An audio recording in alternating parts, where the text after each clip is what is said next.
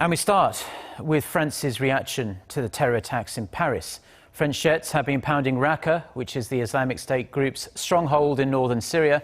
For the latest on this and the hunt for the remaining attacker, we connect to our Connie Kim, who's standing by for us at the Newscenter. So, Connie, these airstrikes seem to be France's retribution for Friday's shocking terror attacks. What do we know so far? Well, Mark, in the first direct retaliation for the attacks in Paris, French warplanes have bombed targets in Raqqa, which is ISIS's de facto capital in Syria. Now, the Islamic State group took responsibility for the attacks that killed 129 people and injured hundreds more, many critically, and French President Francois Hollande had promised a merciless response. And here's what the French are saying. The country's defense ministry has confirmed that jets dropped 20 bombs on a command and control center, a jihadi recruitment center, training camp, and arms depot run by the extremist group. The aerial raids were launched from bases in the United Arab Emirates and Jordan on Sunday night local time. No word yet on how successful the raids were, nor if any civilians were killed. Now, this comes as France remains in shock following last Friday's senseless terror attacks on a number of soft targets in Paris. We now know that 7 attackers detonated their suicide belts, killing themselves and anyone unfortunate enough to be stood nearby. 2 of the attackers have been identified, one being 29-year-old French national Ismail Mustafa. He was apparently known to France's security services but had never been charged with any terrorism offenses. And the other has been identified as Bilal Hafdi, who was either 19 or 20. It's believed he fought in Syria before coming back to France.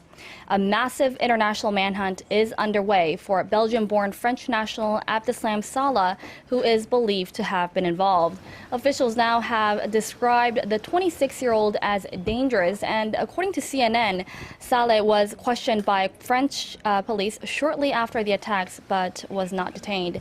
Also on Sunday, several AK-47s were found in an abandoned car, which is believed to have been used by the attackers. A Syrian passport was also found next to the body of one of the 3 suicide bombers who attacked near the French National Stadium. And Connie, Parisians have been paying their respects to the people that lost their lives in the attacks, and it was a very somber atmosphere.